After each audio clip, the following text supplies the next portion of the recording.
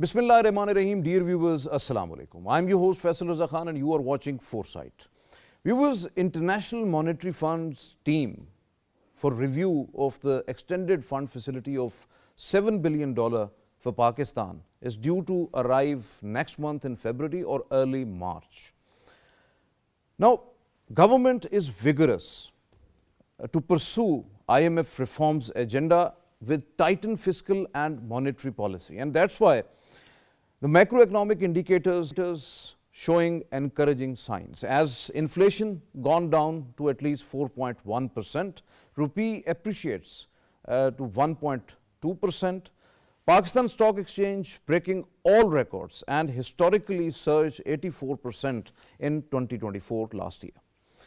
In first half of the financial year 2025, export risen by 10.52% and foreign exchange reserves, they are still satisfactory and hovering around $16 billion, but the pressure is on and lots of issues still persist. Namely, like World Bank's latest report suggests that poverty increases at least 25.3%. That is really a daunting challenge. Then unemployment rate is still very high and that is over 6%. Inflation trickle down is still not visible. Tax collection targets are still to achieve.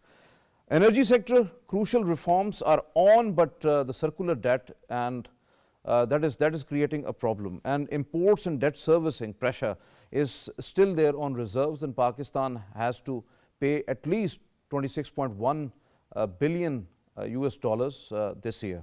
So it's again a huge task. Government recently unveiled an ambitious Uraan Pakistan a 5-year economic transformation plan which aims to take Pakistan's economy to new heights, targeting a whopping $1 trillion US by 2035 and $3 trillion US by 2047.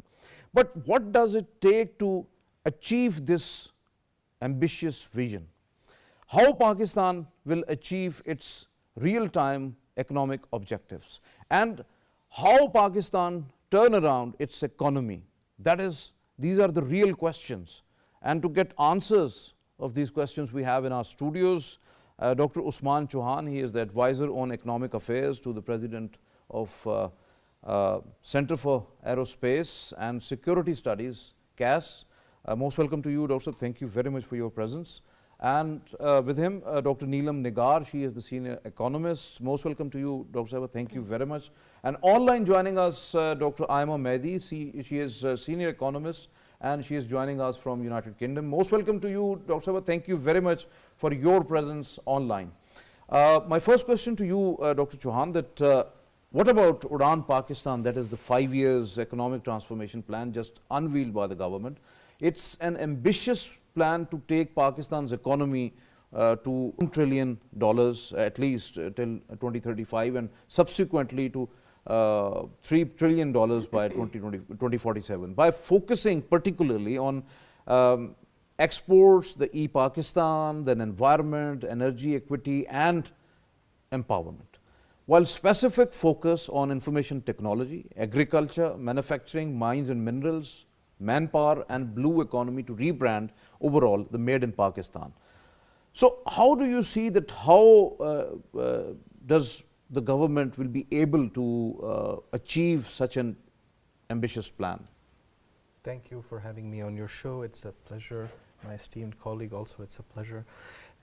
This Uraan Pakistan idea is fascinating because it relies on an old wisdom, which is the 5-year plan. That was a very successful model when it was effectuated and implemented in the mid-20th century. And at the same time, it is very much in a contemporary mindset. It is looking at the areas where there is an underutilization of talent and capital. And so therefore, it gives you a blueprint. Now, how to achieve that is the subject of debate. Many people are discussing this right now. I want to point out one thing, though, about the target, that in 2035, we aim to be a $1 trillion economy. In fact, our finance minister is on record saying that if you add the formal and informal economies of Pakistan together, you already have surpassed that number. He is on the record saying that. And I think there is some truth to the magnitude. The precise number cannot be determined because it is by nature informal, so the informal sector. But already we have, in a sense, attained that target informally. The formalization of those structures can be achieved by driving growth in various areas. The magnitude is not far-fetched in the sense that this is a growing country demographically. It is one which has a vibrant and dynamic diaspora as well, which does have hundreds of billions of dollars worth of assets, not to mention the human capital they have. So when we hear 1 trillion, it may sound like an abstract concept, but in fact, in a sense, we have already achieved it. It's a matter of formalizing it and then bolstering it so that if 1 trillion is one target, the next one at our centenary is 3 trillion. That is a much harder issue to resolve, how that will be sustained into the future. But that's quite far ahead. Okay, your point well taken. Dr. Neelam, do you not think that promoting the small and medium enterprises, entrepreneurship, encouraging freelancing, investments, market diversification, the value addition, the export-led growth strategy, and the trade diversification, and then rebranding Made in Pakistan as a global, not only the standard of quality, but also a name of trust, would ultimately help Pakistan to really grow faster, stabilize rupee and reduce reliance on imports and loans? Do you think so that we can do it? Thank you, Raza. I agree that by focusing on these particular areas, entrepreneurship and the other avenues, they have the potential to turn around our economy. As we have seen in many other countries also, that these are the areas which have the potential. But there are certain challenges that we need to address first. These structural issues, as Dr. Chohan also referred to, are embedded in the roots of this economy. Until and unless we address those structural issues and provide the policy, the sectoral policy, which is needed, be it in the tax system, be it in the IT department, be it in the other areas, the consistent policy which is needed is missing right at the moment. So we need to first do the reforms that which are needed and implement them in its right and true spirit. That is missing what we have seen over the past many years, that those need to be addressed first in order to achieve those ambitious plans which was referred by Dr. Chohan also in the new 5-year plan. Those are all achievable. They are not very over ambitious. They are achievable until and unless we do the reforms that are needed in all these sectors. We can achieve those targets which the government has planned. You are absolutely right in that count, because in that case we require a real seriousness and the will to do that, because nothing is impossible. We can do it. You are right. Dr. Usman, IMF delegation is due to arrive in February or March for the first formal review that will be due this year, in the first quarter of this year. Most benchmarks still to achieve, like we have the issue of circular debt, the tax shortfall is there. Although tax to GDP ratio in December at least, that crossed 10%, but still we have a lack of achieving that target, which is 13 trillion, I think so. So tax legislation, that is again a issue. Progress on the future fate of the state-owned enterprises. So how IMF will be satisfied on shortcomings on reform process, and also when projected external financing inflows by the IMF, do you think those are going to be realized as well? This is a tricky question, because there has been clear progress made from the Pakistan side, and yet, as you are correctly noting, not everything has been achieved, and so the challenge remains significant on several fronts. You have identified taxation, that's correct, as well as legislation, as well as circular debt. So when the review team comes, they already did make a little detour here earlier on in November, just to make sure people were on the right track. And so we had to assure them that yes, we are, but now there is more evidence. Although the government is serious in its approach to achieve each and every benchmark. But yes, because of the tricky economic situation, might be most of the benchmarks are not going to be achieved, but at least they are trying hard to have that. Yes, you're right. And therefore, when the negotiations happen, there may be some give and take that perhaps something was not as achievable. Let's meet in the middle and do something more realistic, because we have to keep in mind the background of when this was discussed. It was the beginning of 2024, the end of 2023, really. It was a very difficult time in the global economy, and we weren't sure about how things were going to be. Alhamdulillah, since then, things get better and better in terms of a lower and lower inflation rate or other indicators as well. Mindful, of course, that there are things to resolve. It's not the same world as it was 1 year ago, and so therefore there might be some give and take at that point. Your point well taken. Dr. Aima, do you think that macroeconomic indicators are on the right track under IMF extended fund facility, and strict reforms agenda is on, including the fiscal and monetary reforms, scheduled external debt servicing, reducing current account and the fiscal imbalances, having some sort of a market-driven exchange rate, and then low inflation and interest rate, particularly when we are talking about the state-owned enterprises rationalization. We are meeting tax reforms and collection targets along with other benchmarks. So do you think that we are going to have all these indicators at the table before IMF delegation next month? Thank you, Raza. Thank you for such a comprehensive question. I'll take it one by one.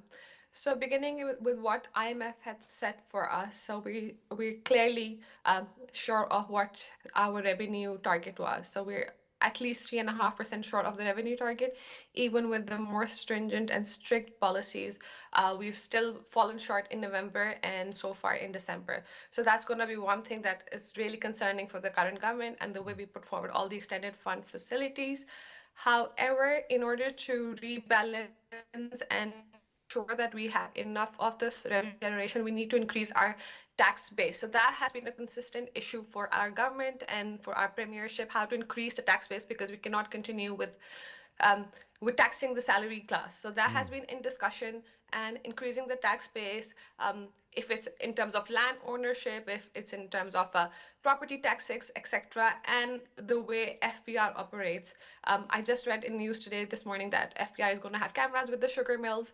I mean, whatever it takes, if it takes POS systems with the grocery stores, or it takes cameras at the sugar mills, whatever it takes, we need to increase our tax generation, and that has to be set apart from the salary class in the country. And this is going to be the topmost agenda for IMF when they come at the end of February or in the beginning of March, because yes, we fall short over there. The second thing is the government is really exploiting the fact that inflation has gone down. Of course, it has gone down in the last 14 months.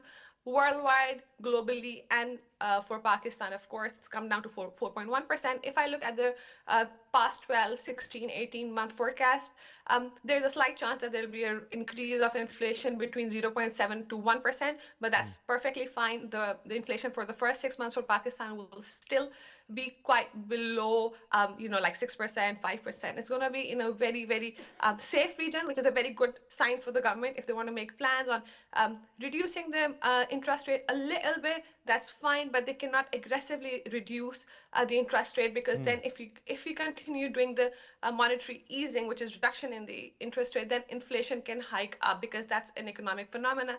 If the interest rates are going down, there's more demand for cash, and then there's more demand, there's more purchasing, and inflation goes up, and we are in a very tricky situation already. We cannot afford that. So the government and the announcement on reducing the interest rate has to be very carefully signals. Also, the economies worldwide are looking towards the US decreasing their Fed reducing their interest rates, and Fed is also taking a very cautious approach towards that. So Pakistan, the SVP, State Bank, has to be very cautious around that thing.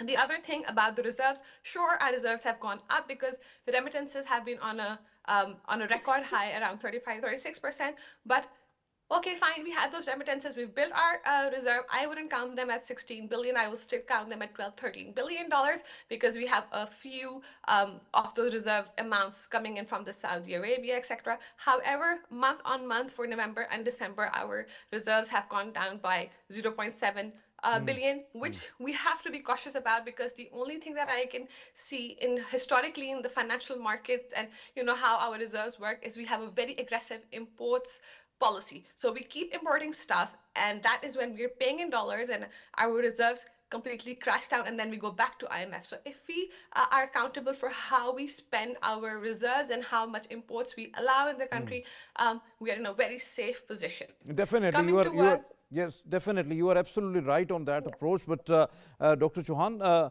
what about the tax collection? As Dr. Aima is very right in that perspective, that tax collection targets in the next half of the financial year 2025, as despite 40% of the increase of overall target of that is 13 trillion rupees, seems to be a daunting task right now, as at least rupees 386 billion was the shortfall during the first half of the financial year 25. Although according to the chairman FBR, the tax to GDP ratio during the second quarter of financial year was 10.8%, which was actually surpassed the IMF target of 10.6%. But this is one thing, and achieving the overall target is the very important area. So how do you see that, how much we are on target to achieve this ambitious tax to GDP ratio, particularly the 13 trillion rupees target? Absolutely right. So the absolute target that we have is the one that really matters, because tax to GDP ratio has two elements. You can simply reduce the denominator, you can shrink your GDP, and you can get a good tax to GDP ratio. The purpose is tax, and that also within the larger principle of fiscal sustainability. Yes. So you also have to look at expenditure and taxation. I believe that the burden that is being put on the FBR is too high, which is to say one bureau in the center that has to deal with 25 crore people and various industries is not fair. Actually, this has to devolve down. And that's why you're seeing some changes like an agriculture tax and so on, that is a provincial mandate. You have to actually look at the district level and provincial level taxation to get more balance out of it.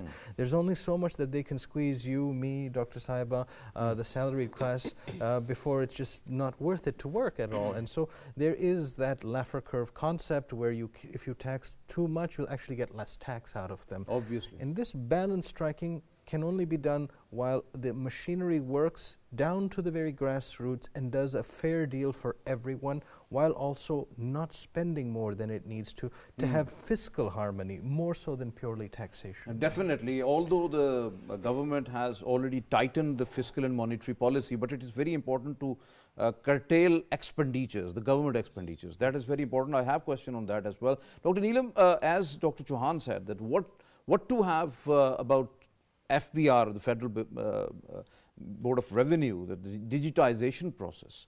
Would the subsidies in the tax evasion get an end through such measures? Informal economy would brought into the tax net. Filing of the tax returns, the submitting the tax, getting rebates or the refunds would become easy in future, or more citizens will be able to have voluntary filing of the tax returns, and the tax base get broadened, then the tax compliance and the revenue collection will increase. And do we expect that ease in the tax burden on current taxpayers, as Dr. was mentioning about the salaried class and particularly the small businesses as well? So whether they get some sort of a relief out of, because definitely this year we have another budget as well. Yes, I think for any economy, for any country, digitization of an economy is very important. Very important, right? Yes. As is the case in our economy, that larger portion of our economy is informal, as Dr. Chohan was also referring to in the initial remarks. So in that case, digitization is important for each and every sector of this economy in order to document them for tax purposes and for many other such things. But the real issue is how to incentivize the retailers, the business persons, the property dealers, and other many sectors in order to bring them under the tax net. One thing that we are constantly dealing with is this digital payments are still not very much accepted by wherever you go. You go to the retail market, you go to the restaurants and others, they still want to evade the digital payments of even anything. We have imposed the agriculture income tax, but the land digitization, the land record digitization is still in process, and that needs to be focused. Yes, in that case, that what I was referring to is you have to make things easy for people. Obviously, to get themselves and that registered. Ultimately would be an ease for the state, for the government state also. well. So there are certain things, these are not out of the box solutions. Yes, countries have been doing this. You have to make them easy so that every individual, every citizen of this country can make its transactions just with the case of a one click of the button. Yes. So that in countries, in developed countries, it gives you the real data of people, what they are purchasing, what they are doing, and things like this. For any data economic activity. Would make easy when everything is digitized and For digitalized. all economic activity, it's important that the state gets real data of what is being spent, what is coming, and things like this. So digitization of the Federal Board of Revenue is very important, though it will not address all the existing issues of the board, of the economy, but at least it would address the payments, the tax records, and other issues which are still a huge challenge for the government. Your point well taken. Dr. Aima, might be one area was left when I have asked last question, and that was related to the state-owned enterprises. What about restructuring,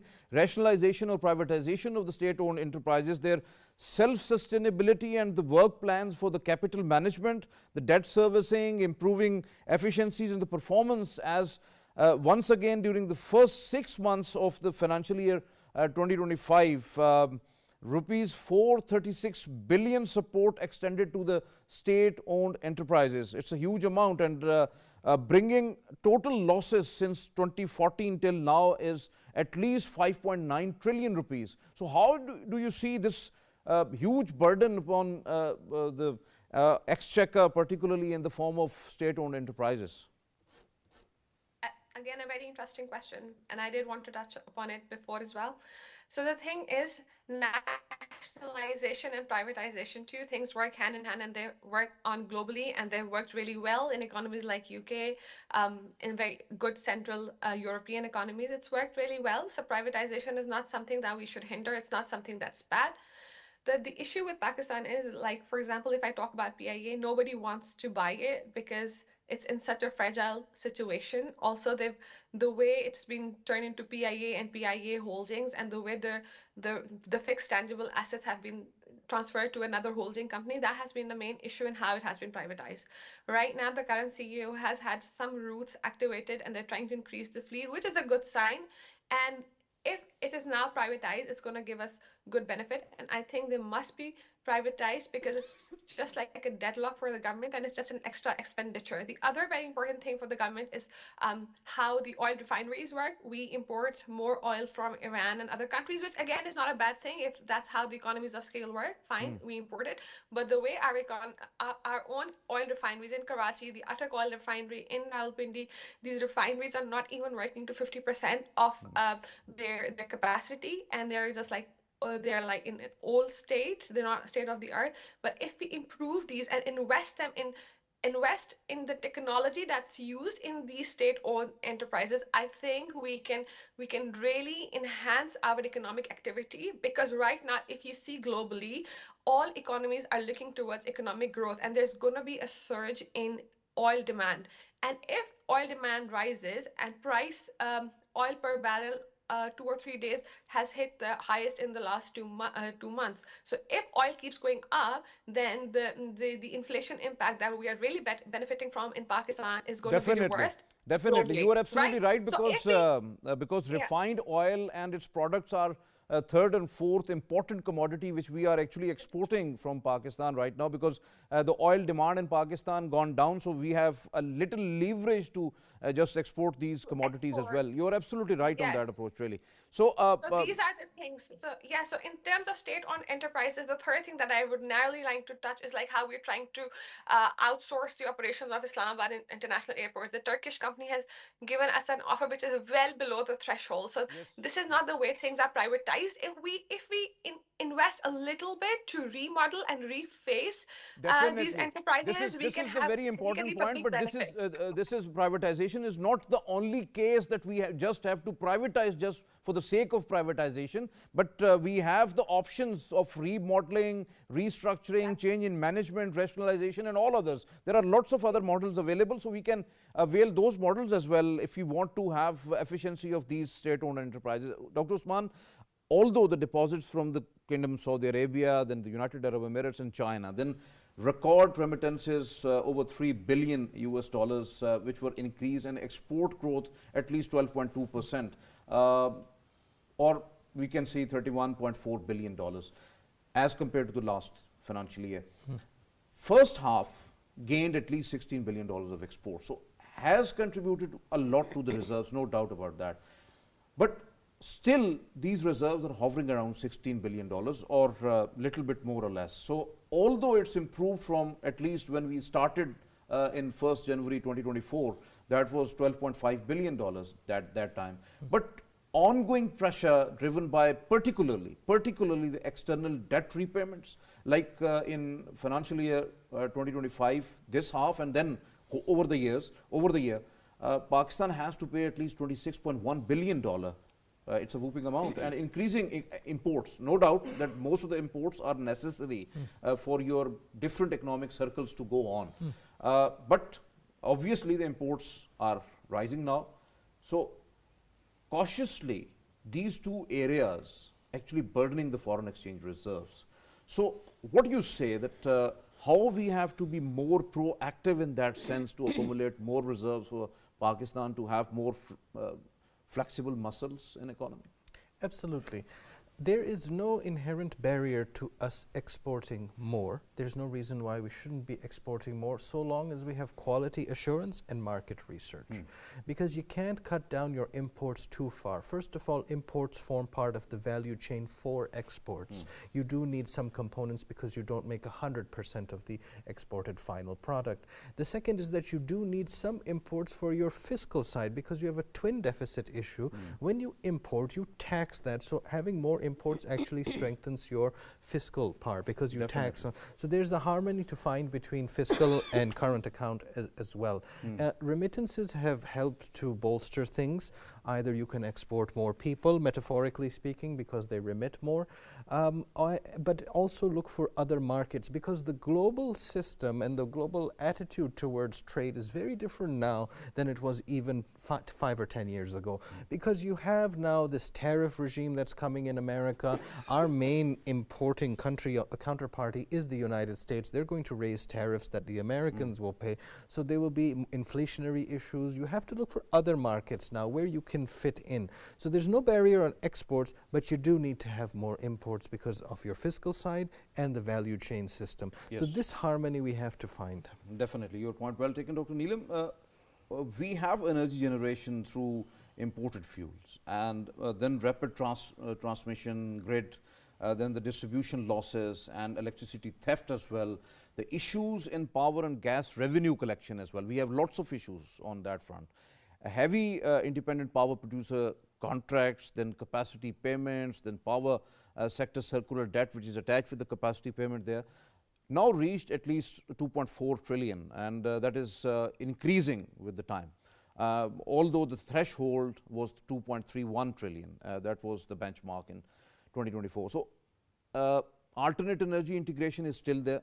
We have to do it. Then energy reforms are slow but going on, but we need to expedite it. Then domestic and commercial consumer issues, those are all there. It's all hampering actually the growth, the economic growth overall, and minimize the industrial competitiveness, then affects the exports, reduce your trade. Your thoughts? Raza Sahab, the power sector is one such sector where reforms are needed and policies which could address the existing challenges within the power sector are important. As you referred to the circular debt, it is a huge challenge which has been going on for many governments that we have seen. But you referred to the alternate kind of energy sources that we should rely more on in order to address at least the challenges in our reform in our power sector is. But the thing is, we have seen that when we talk about, when the consumers or the industries talk about alternate energy sources like solars, what we see is the response from the government of Pakistan is quite opposite to what people are expecting. So the alternate power sources like solars, like wind and others are very important to address the existing challenges. But beyond that, the existing issues in our power sector, the line losses, the leakages of the transmission, the power transmissions are needed to be upgraded, which is important. We have installed, we have resolved Asian Development Bank yeah. extended a project of 200 million US dollars for the transmission lines particularly. So the work is actually going on. Government is actually seems in between, that is the cheaper power on one side which is available in the alternative energy, and then you have, or even the hydel energy, we have availability of that. Then on the other hand, the capacity payments, the contracts which were already with the IPPs and all that, negotiations are already going on. Some of the cushion government got out of the negotiations, but not huge one in which they can give some sort of a relief to the industry or the industrial consumer or to the local consumer. So do you think that it is possible and we can do it? Yes, it is possible if the government has the capacity and the will to do that.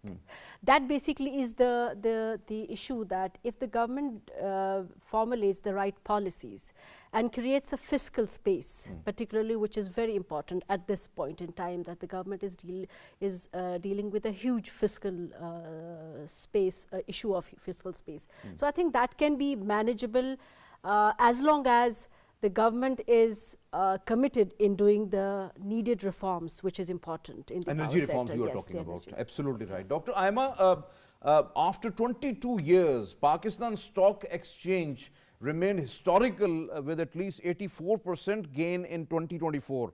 It increased at least 52,676 points overall, crossed 117,000 points overall. That limit was actually crossed, and last day it was last day of 2024, that was 115,000 points. Given the record 78% of the profits to the investors, that's why more investors are actually coming to the stock exchange to have more businesses over there, because the profit taking is very high. So market investment volume increased at least by 5,000 billion rupees to over 14,000 billion rupees. So now on, experts actually acknowledge that best performance of the stock exchange, but also termed it as a recovery of the stock exchange, core value lost due to the inflation and the sharp depreciation in the currency exchange rate earlier. Also, the global economic environment, the stringent macroeconomic policies, policy rate cut, and obviously the IMF program also contributed in that. So while some actually predicting that index will cross 127,000 mark or more till December 2025, how do you see the performance of the stock exchange, and what is there basically which is boosting the stock exchange overall? And do you agree with these benchmarks by December 2025? Okay, thank you for bringing this up. I think most of the people and most of the audience are really interested in this question. I think this is a long due activity that the market did deserve and did not really happen because of obvious reasons. There was post-COVID, there was like political issues, there was devaluation, there was a hindrance in taking the dividends out of the country. So there have been many, many issues. So this spike and this activity is actually a long-awaited event that had to happen in the market. There are a few reasons behind it. The first reason is the market has really benefited from interest rates going down. So it's a very well-known economic phenomena and a general phenomena, like when the interest rates go down, because safe deposits are a safe haven for investors and you can get a promised return from there. But when the interest rates go down, investors would either invest in real estate sector or they will invest in the stock markets. Right now, we've had a surge in stock markets because real estate, unfortunately, is being heavily taxed and is heavily scrutinized in Pakistan. So we've had a lot of investment in the stock market, which has really accelerated the market activity and which is a really good thing. Also, the issue is that the stock market and the stock prices, they trade at a certain multiple of the price to earnings, and markets can go up to 13 and 14%, whereas our current market of in the last month has been around 7 to 8 times of the PE multiple. So I think there is still a lot of room for more activity and stuff like that. Also there has been a lot of activity coming out from the mutual funds, because mutual funds were being heavily taxed and the returns were going down. So the money came out of there and it got parked in the stock market. That's another thing. The other more important factor is because IMF has given us the standing facility, and then there are like international investment houses that come to Pakistan or other growing economies because there's a lot of potential, and they do the hedging and they see the potential and they cut the market from the opposite side. So this is a profit making mechanism for a lot of investment houses.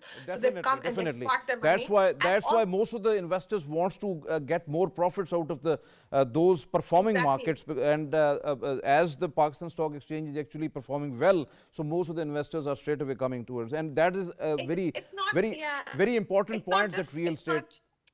Yeah, it's not just the market is investing well, but these are like very well studied and researched investment strategies, and a lot of investment funds worldwide tend to exploit these opportunities, and this has been a really good opportunity for. So, Dr. Aima, another question that is very important as well, particularly in terms of Pakistan, the comprehensive agriculture policy.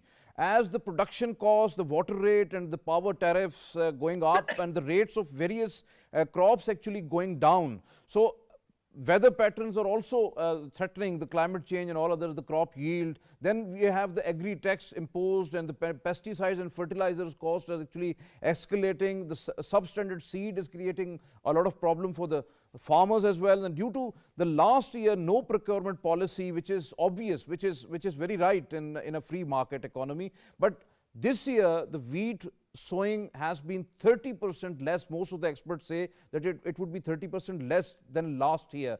Then different crops actually face 30 to 35% losses. And then if agri income remain low, because it is the huge and lucrative area, the performing area in which we are 24% of the GDP overall. So how economy will suffer if we will get lower yield or lower profits and crop losses because of the weather or any other phenomena?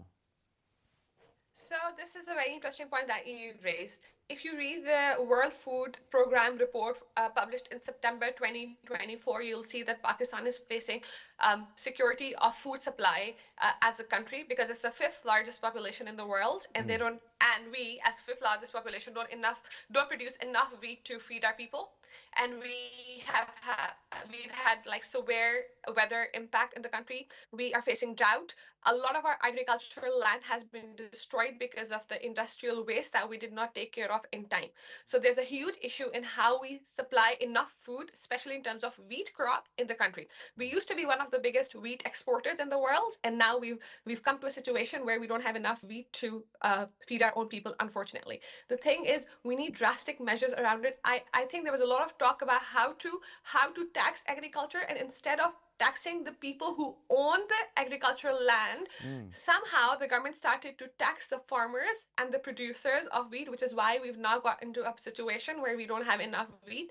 The other thing is the pesticide, the imports are so heavily taxed that it is very difficult for a normal farmer to buy and invest that amount of money, and then when the government purchases them at a national price, it's a very hard procedure, and it's indeed a loss-stricken exercise for the farmers, which is why they've been disincentivized to actually grow crops and export them, or even protect them, produce them for the local consumption. So Obviously, the issue right now, Dr. Aima, so the issue right it's a huge discussion really, because I don't want to disrupt you, but we have run short of time. So your point well taken, Dr. Neelam. How is the recent and if you be brief on that, please, because we have very short time left. So how is the recent decision regarding the pension reforms? No double pension except the spouse, pension calculation on last 24 months of the salary basis, impact of the commuted pension excluded actually, and increase will be on the baseline pension.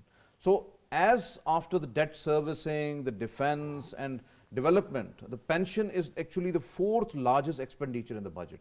So how do you see these reforms? And recently 3 of the notifications issued by the finance ministry. So do you think that it's a welcoming step to cut down expenditures?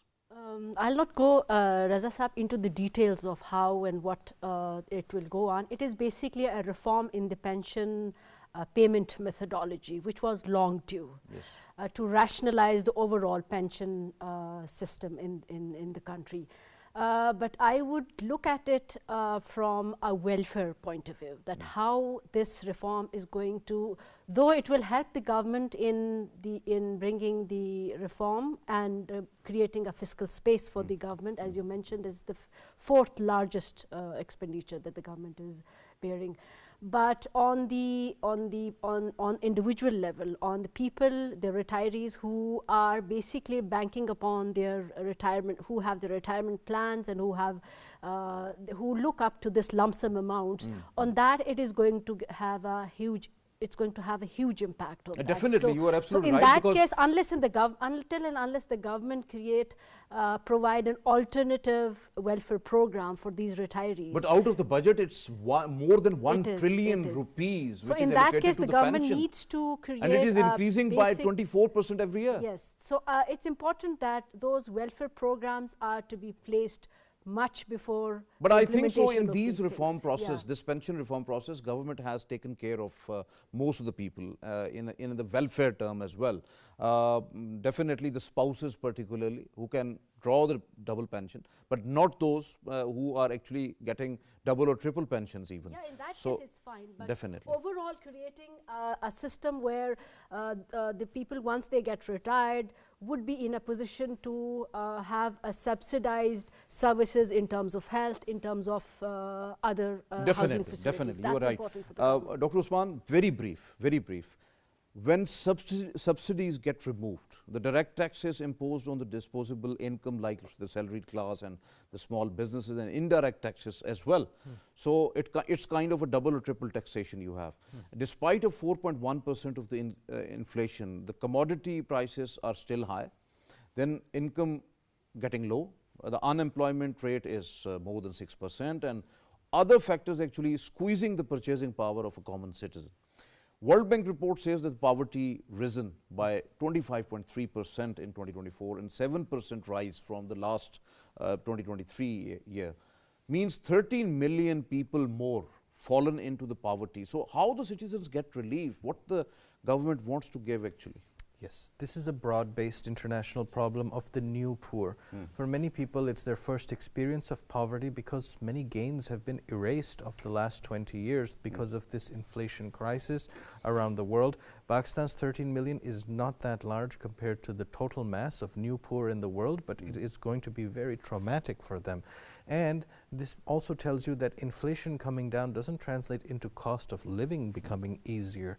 And now you will see that people will start to think about how they can be more productive, how they can save more, because Pakistan is basically coming up to the price level of the world for everything. We have been considerably cheaper for 75 years, and this is not sustainable because we don't live on an island in our own world. That's what is happening. You are right, absolutely right. Thank you very much, Dr. Usman, for being here in the studios. Thank you very much, Dr. Neelam, for your presence. And thank you very much, Dr. Aima Mehdi, for being with us online and very elaborative and candid views. Unfortunately, we don't have much time to discuss, but it's a huge topic and we'll discuss further as well. Thank you very much for your presence online. Viewers, you have just listened to our panel. Uraan Pakistan is no doubt a fascinating and a very ambitious plan, but it needs more focused approach.